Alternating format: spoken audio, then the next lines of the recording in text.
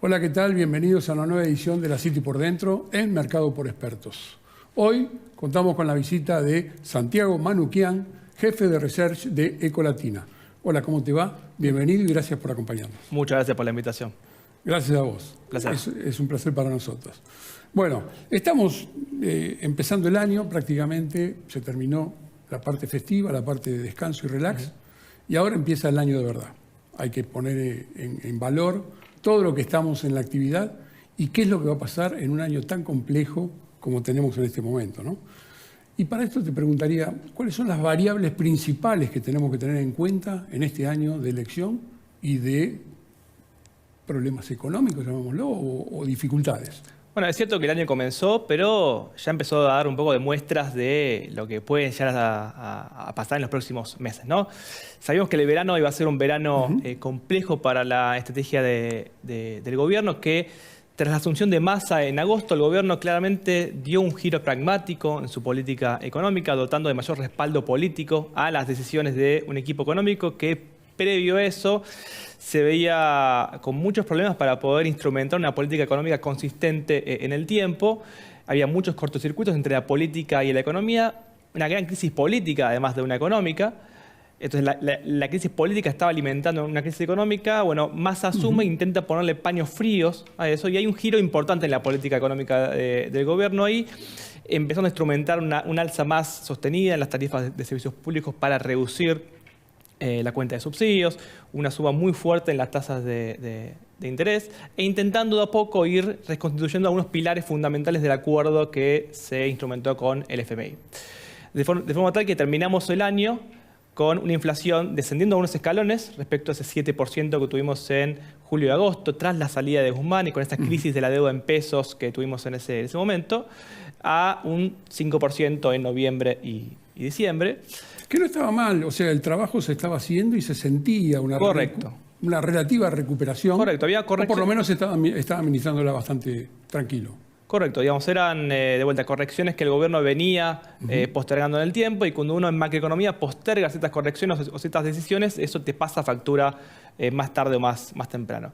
Ahora bien, comienza el año y el gobierno se ha enfrentado, te diría, a tres principales desafíos. Uno podría decir que el frente de todos está ante tres frentes de batalla distintos. El primero tiene que ver con la escasez de dólares.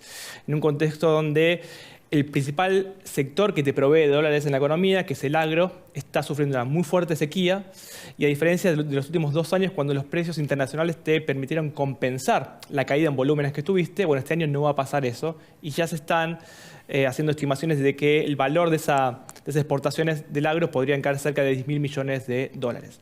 Al mismo tiempo, el gobierno, si bien está haciendo el ajuste fiscal y el ajuste monetario, habiendo subido fuertemente las tasas de interés, instrumentando también una menor asistencia monetaria directa de parte del Banco Central al Tesoro, hay un ajuste que no lo quiere hacer, y es el ajuste del tipo de cambio. El tipo de cambio claramente está mostrando un atraso. Está el tipo de cambio apreciado cerca de un 20-25% respecto a lo que teníamos a finales de 2019, por ejemplo. Y eso genera una debilidad estructural, genera un exceso de demanda de divisas en el mercado de cambios que el gobierno tiene que estar administrando en esta administración de la coyuntura del corto plazo de acá a las elecciones. De vuelta, como no va a hacer esa corrección, tiene una caída de cosecha agrícola que te genera una menor liquidación de divisas hacia adelante.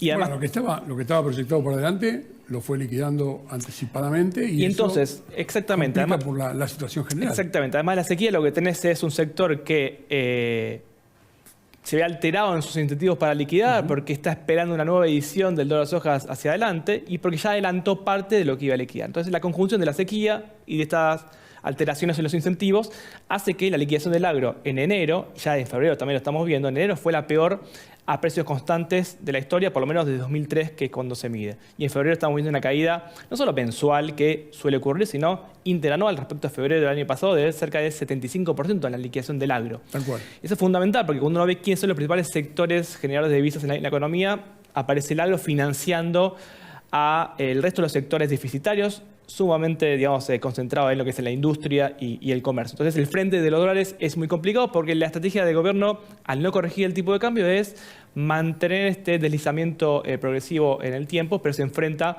a ese desafío junto al otro que es el frente de los pesos, que si querés podemos hablar un poco más adelante, y el frente de la inflación. Esos tres son los principales frentes que el gobierno está intentando equilibrar sin correcciones estructurales, sin correcciones de fondo, para poder llegar de la mejor manera a las elecciones e intentar recuperar algo del capital político perdido en el último tiempo.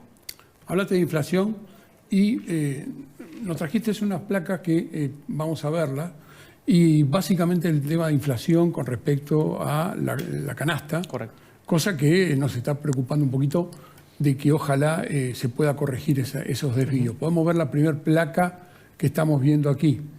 Bueno, ahí lo que estamos mostrando en esos gráficos es cómo se vienen comportando los ingresos de la población y también las asignaciones que otorga el gobierno respecto a cómo viene avanzando el valor de la canasta básica total, que es una canasta básica que es la base sobre la cual se calcula la pobreza en Argentina. ¿Y qué hemos estado viendo? Bueno, ahí, por ejemplo, en el segundo gráfico, en el gráfico de abajo, en el color rojo, van a ir viendo cómo evoluciona en el tiempo el valor de 2 salarios mínimos y 2 asignaciones universales por hijo. Lo que podría uno decir, bueno, es el ingreso de una familia tipo en Argentina que recibe asignaciones. Y en verde ven el valor de la canasta básica total, todo en pesos. Fíjense que ese color verde, desde 2022 para adelante, ha estado casi sistemáticamente por encima del rojo, lo cual significa que el valor de la canasta básica total ha estado por encima de lo que una familia puede soportar en el tiempo, y esto lamentablemente ha estado asociado a un incremento en la pobreza, sobre todo en la segunda parte de 2022, en un contexto en el cual el gobierno tiene menos espacio fiscal, como en otras épocas previas a elecciones, para poder otorgar bonos compensatorios o un mayor gasto social para poder paliar esta situación. En ese sentido, también es llamativo que estamos conviviendo con una tasa de desempleo en Argentina relativamente baja, del 7%, pero aún así la probabilidad de que alguien sea pobre en Argentina, aún teniendo un empleo y aún teniendo un empleo formal, ha ido creciendo con el tiempo. Porque justamente Argentina no tiene, te diría, un gran problema en cantidad de empleo que se genera, sino más bien en la calidad y el salario. Y en ese sentido, el salario, cuando uno ve el salario informal de 2022 respecto al último pico que tuvo allá por 2017, estamos viendo una caída del 35% en el formal. El formal, cuando toma formal y formal juntos, caen cerca del 20%. Cualquier número es llamativo por donde se lo mire. Y eso tiene obviamente implicancias, no solo en cuestiones de pobreza, sino en cuestiones de consumo y cómo la población va respondiendo a ese fenómeno. Porque fíjate que gran parte de la población que se va sumando al mercado de trabajo y justamente alimentando ese desempleo que es bajo, son cuentapropistas o sector informal. Y en ese sentido son, como sabemos, tienden a ser empleos de menor calidad, empleos más precarios y asociados mucho a esto de lo que llamamos el efecto del trabajador adicional. Es decir, claro, en una familia en la cual no alcanzan los ingresos, bueno, más personas se van integrando al mercado laboral para poder suplir la falta de ingresos. Entonces eso lo que ha reflejado en que la tasa de desempleo se mantiene relativamente baja, está en el 7%, previo a la pandemia entre 2016 y 2019 era del 9%, pero la contracara a eso claramente es el P, ¿no? Es los salarios que están muy deteriorados. Claro, Santiago, en definitiva acá la alternativa que tenés es que los ingresos son bastante precarios, como vos decías, y la formalidad de lo que se necesita para hacer frente a todas estas necesidades, obviamente que no es la mejor que estamos pasando en este momento, ¿no? Correcto. Otra de las placas que tenemos es con respecto al tema de la carne, ¿sí?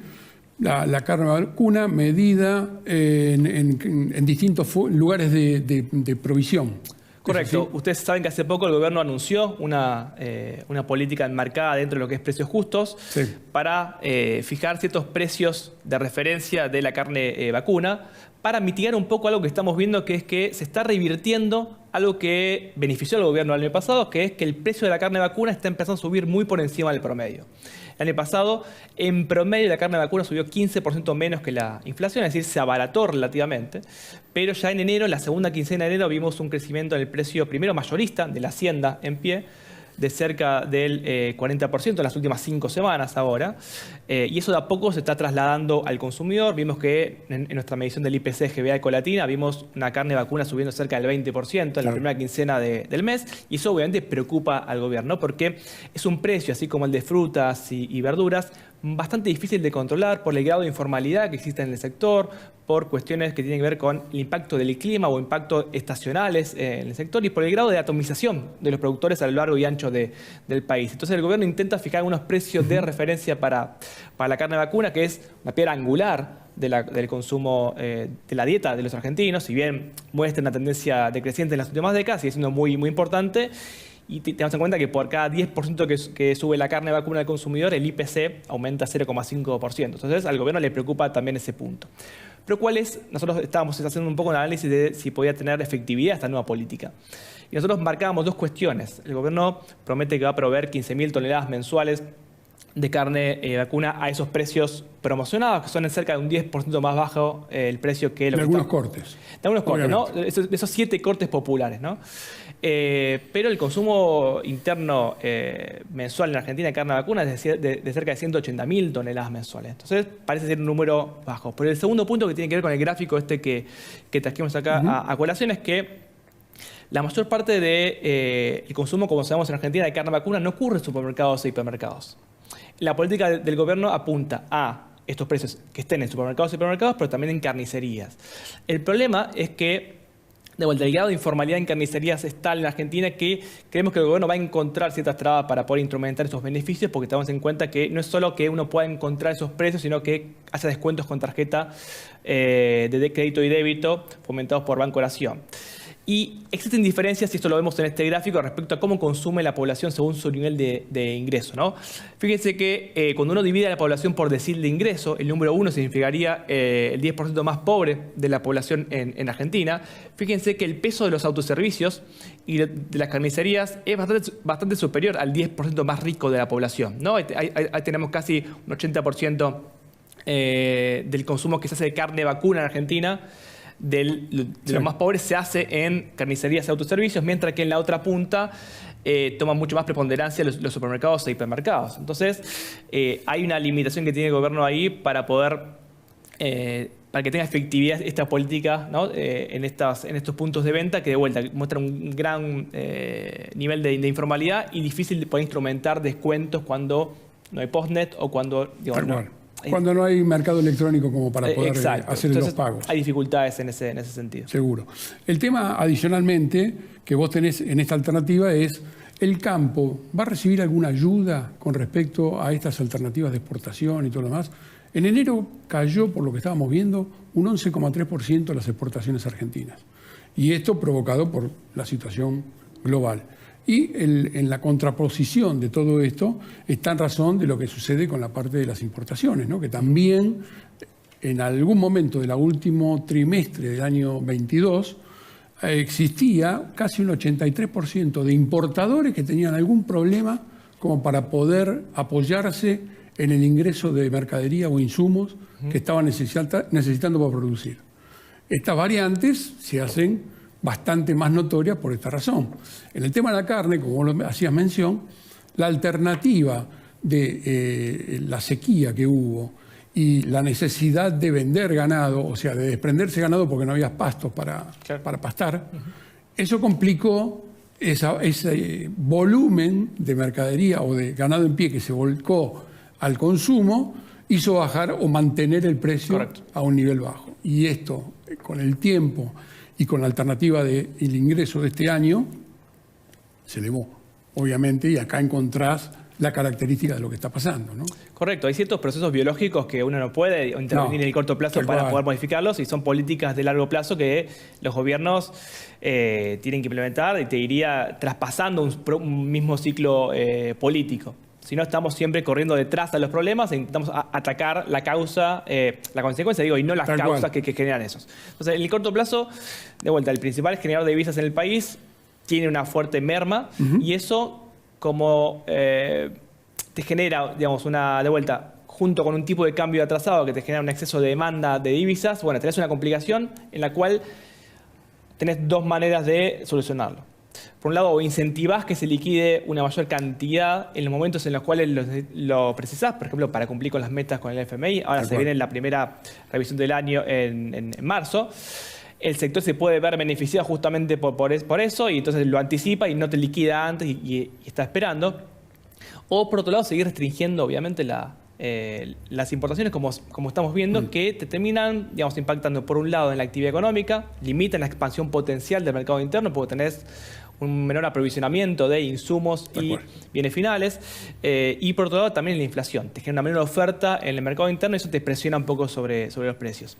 Ahora bien, entonces de ahí se entiende por qué el gobierno intenta, si tengo menor ingreso por la cuenta comercial, por la balanza comercial, bueno, intento conseguir dólares por otros lados. ¿Por dónde? Bueno, por un swap con China, por el ingreso de inversiones para obras de infraestructura en las represas del sur, con un intercambio con Brasil donde podemos usar nuestras monedas, con la licitación del 5G. Fíjate que es todo mostrar que tengo billetera, algunos con impacto más real, más concreto, otros más que nada para poder influir en las expectativas. Lo que está claro es que los dólares no están y que el gobierno está haciendo todo lo posible para poder evitar el escenario más temido por el gobierno, que es que haya un salto abrupto del tipo de cambio, que te acelere fuertemente la inflación en la previa a las elecciones y esto te reduzca mucho el consumo y con eso la actividad económica en general. Ese es el peor escenario. El gobierno está intentando hacer todo lo posible en este equilibrio inestable en el cual se sigue moviendo, porque de vuelta no hace correcciones de fondo que podría haber hecho anteriormente y bueno, va a seguir en este barro en los próximos meses. El tema inflacionario también, ¿cómo lo estás viendo con respecto a poder mantener ese 5% tan deseado que, si a alguno le dicen 5, seguramente que firman y cierran un poco la alternativa de el valor que pueden establecer? Esta es la realidad, ¿no? Pero ¿cómo ves que esto se proyecte en el presente año al 5%? Correcto. Bueno, al inicio decíamos que noviembre y diciembre habían mostrado una clara desaceleración en la inflación. Ahora, cuando uno veía esos datos, también notaba que la carne vacuna y las verduras también han ayudado bastante. Y cuando uno ve ya el dato de enero, que dio 6%, ve que hay una reversión de esa desaceleración y nuestra medición de febrero está mostrando que hay una consolidación de esa aceleración inflacionaria en la primera parte del año. En primer lugar, en el corto plazo, sin un plan robusto de estabilización que sea técnicamente robusto, y que tenga respaldo político, que sea creíble para los agentes económicos, va a ser muy difícil romper esa inercia inflacionaria, que es esto de estar fijando precios siempre mirando hacia el pasado y no tanto hacia el futuro. Y a eso se le van sumando distintos factores que hacen difícil pensar que el gobierno pueda llegar a esa meta del 60% anual, que implicaría que entre febrero y diciembre haya un registro del orden del 3,8% mensual. Ahí entran en juego distintos factores. El primero es el impacto de la sequía, no solo sobre la generación de divisas y sobre la actividad propia del sector, sino también sobre el precio de algunos alimentos, que lo estamos viendo que están sufriendo un poco el impacto de la sequía. Por otro lado, también un gobierno que en este momento está decidiendo que el tipo de cambio se mueva más parecido a la inflación y no atrasar tanto el tipo de cambio. Eso tiene beneficio porque intenta, de alguna manera, que no se pierda tanta competitividad externa, pero por otro lado te alimenta un poco el proceso inflacionario. Se siguen ajustando tarifas de servicios públicos. El gobierno no decide tasarlas de vuelta, está ajustándolas para cumplir con el acuerdo con el FMI. Y porque también hay una inercia de salarios que vienen con ajustes de la última parte del año pasado y que en un año electoral uno esperaría que el gobierno convalide aumentos para poder más o menos empatar la inflación. Entonces son todos factores que se van sumando. Precios justos. Diría un acuerdo de precios mucho más robusto que el que hemos visto en otras épocas, porque no es solo consumo masivo, sino que son cerca de otros 10 sectores que están acordando con el gobierno. Eso podría ayudar a frenar un poco la inercia. El problema también ahí es que el gobierno está ofreciendo, a cambio de esos acuerdos, un mayor acceso al mercado de cambios. Y la verdad que cuando uno ve el panorama cambiario, que ya lo hemos descrito, ve que no hay mucho margen para que el gobierno pueda hacerlo. Entonces, en algún momento esos acuerdos también pueden llegar a resquebrajarse un poco y poner en vilo un poco esos aumentos. Marzo, y cierro con esto, es un mes también estacionalmente elevado de inflación porque tiene ajustes en educación y en indumentaria.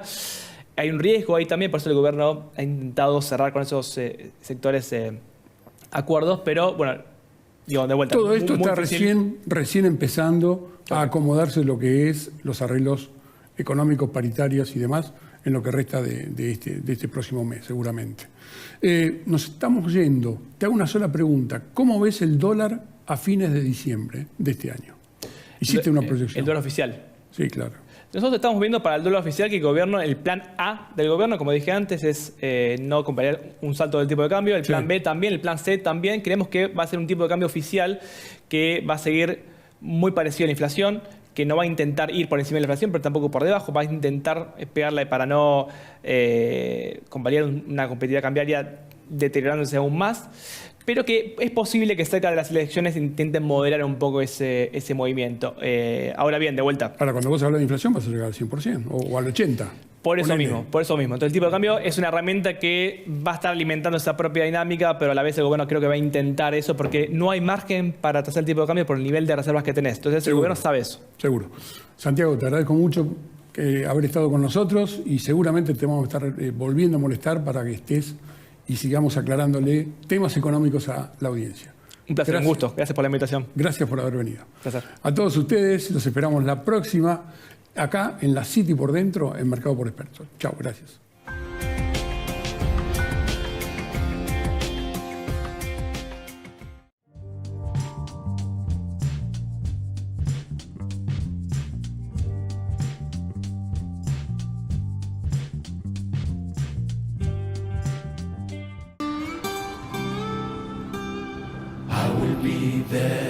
I will be there for you. Care about you.